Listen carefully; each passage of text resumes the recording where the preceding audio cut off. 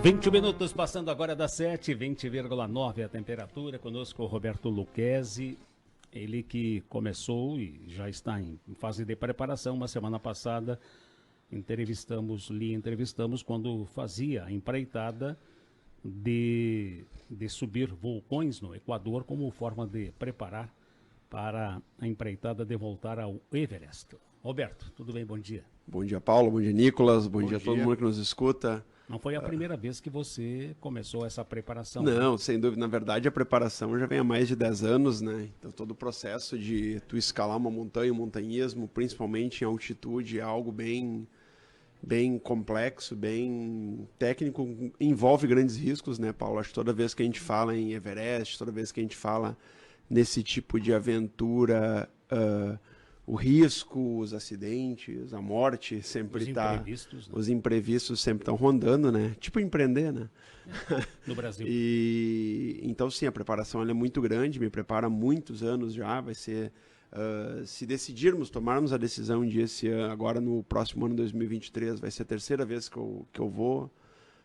No Brasil, conheço praticamente todas as pessoas que escalam, então, assim, existe uma preparação, uma equipe também muito boa, um entendimento do que está acontecendo muito bom. E sem dúvida, até porque sem dúvida a gente deixa muita coisa boa aqui no Brasil e quer voltar para contar a história, né? Este cenário que você encontrou no Equador, você já tinha enfrentado situação semelhante, altitude superior a 4.000 metros, muito frio? Sim, a última vez que eu estive no Everest, a gente chegou a praticamente a 7.500 metros de altitude. Frio basicamente ali, menos 22, menos 25 graus Celsius, então a gente já tinha vivido com essa temperatura. Porque é importante, né? Basicamente tudo que tu leva lá para combater o frio é tu que leva. Não existe ninguém te esperando lá com nada para te aquecer. Então o conhecimento sobre como lidar, como dormir, como fazer em cada momento tem que ser do próprio escalador. Então essa vez no Equador a gente chegou a... Eu bati os 5.900, quase 6.000 metros de altitude.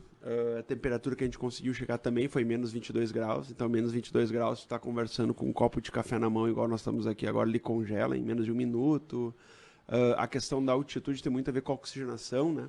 Até na última entrevista a gente comentou, a gente aprendeu a falar sobre a oxigenação na pandemia, né? Quando eu tô com 92% eu sou entubado, eu vou para o hospital.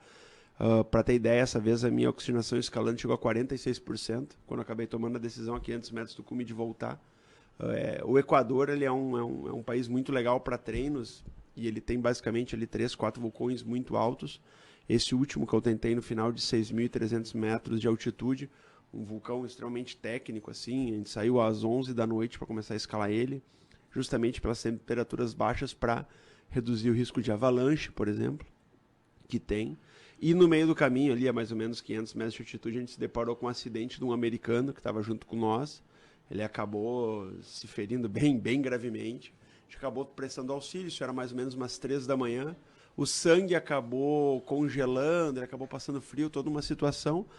E aí, psicologicamente, ali, eu acabei ficando uma meia hora parado. Quando tu para, teu corpo esfria. E aí, mais ou menos... Começa a raciocinar.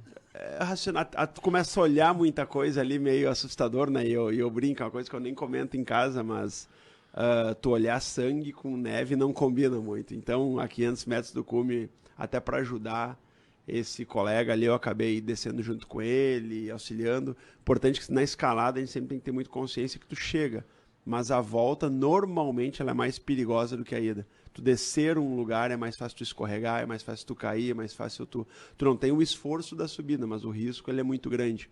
Então a gente sabia que ainda tinha 2, 3 horas para chegar no acampamento, né, que a gente tinha montado. Então é uma aventura legal, eu acho que a grande questão do montanhismo, isso é de comum acordo a todos, né, não é chegar no cume da montanha, é conseguir voltar vivo. Então ali foi uma baita experiência, foram menos dias que o normal. A minha oxigenação chegou tão baixa porque eu deveria ter gastado ali 14 dias, gastei só 7, 8 dias, em função do final do ano, empresa, trabalho. Então não estava 100% e uma hora dessa a gente volta aí para finalizar essa montanha também. Vai voltar para o treinamento antes do Everest? Sim, Equador, com certeza a gente volta. Não sei se antes do Everest, porque a grande decisão agora que a gente está tomando eu teria a Aconcagua dia 14 de janeiro, né, que é a maior montanha fora do Himalaia, que fica na Argentina. estamos tomando a decisão nesse momento ali, junto com o pessoal que eu conheço, se eu fico esse ano ou se eu jogo para 2024 expedição, me preparo mais um ano e tenho mais experiência. Qual que é a maior dificuldade? É o ambiente hostil, a parte física sua própria durante a escalada ou psicológico?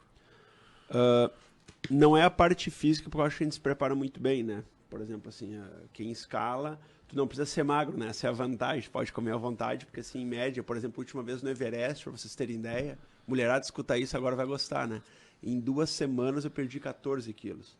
Então, assim, é um cenário de muito esforço, pouca comida, tu não tem vontade, a altitude não te deixa com vontade de comer, tu fica meio maleixo, assim, né? E eu acho que é a parte física dos pulmões, a respiração. A respiração. É muito difícil tu fazer um esforço extremo e não conseguir respirar, né? Para ter ideia, por exemplo, a última vez que eu estive no Everest, tem um vídeo legal, tu dá 2 passos, respira 20 segundos, como se tivesse corrido, dado um tiro de corrida, assim, 2, 3 passos. Então, assim, é um processo estranho, porque não está acostumado. Eu já corri maratona. Maratona é brincadeira de criança, perto de altitude alta, assim, o nível de esforço é surreal mesmo. Roberto, você não está buscando esse desafio simplesmente por uma satisfação pessoal, por uma situação de conquista pessoal. Você está buscando como um projeto, como se preparando para ele como um projeto de vida. Trace uma analogia entre esse tipo de desafio, esse tipo de projeto construído ao longo dos últimos anos, na preparação, em alguns desafios preliminares, com o que é o espírito empreendedor, com aquilo que é a realidade do dia a dia de quem quer inovar no Brasil. Eu acho que empreender, escalar, a grande o que eles têm de similares, assim, primeiro é a preparação, né? Tu não acorda num dia de manhã, levanta e fala, vou empreender, ou vou escalar uma montanha. Acho que tem que te preparar, tem que visualizar, tem que se sentir pronto para isso, mas principalmente tem a ver com planejamento, né? Eu não fui para o Equador agora do nada. Eu sabia as roupas para se utilizar, eu sabia que numa situação de emergência tal eu deveria fazer aquilo. Eu estava preparado psicologicamente, aí sim. Eu não vejo, para mim, a escalada como um desafio psicológico, porque eu estou muito bem preparado para isso, entendo, já vi acidente, já vi tudo que pode acontecer, cada situação extrema, o que tu tem que fazer, então tu te prepara para isso. E a mesma coisa é empreender, né? Muita gente empreende e não sabe o que é um fluxo de caixa, muita gente empreende e não sabe o que é um desafio de um concorrente falando mal de ti, o que é normal. Então, assim, é muito da preparação, é tu traçar um plano, executar aquele plano, porque esses dias a gente estava até... fazer uma analogia que eu prefiro, né? A gente estava lá em cima do heliponto e um cliente olhou, estava lá comigo, olhando ali o São Cristóvão, olhou a praça, olhou o São Cristóvão subindo. 19 andares de altura. E aí falou, Roberto, tu tinha imaginado fazer isso? Eu falei, é claro que sim, se eu não tivesse imaginado, não teria acontecido, né? Então, estar bem decidido para aquela que é a jornada que está pretendendo, bem decidido e consciente da decisão é importante. Sim, e principalmente, aí assim, se tivesse que falar uma palavra sobre empreender e escalar, é medo, né? Saber lidar com medo. Empreender dá medo, escalar dá medo, sem dúvida, tenho medo toda hora. Quando tu deita numa barraca menos 22 com o cara, com o braço sangrando do teu lado, a oxigenação baixa, óbvio que tá com medo.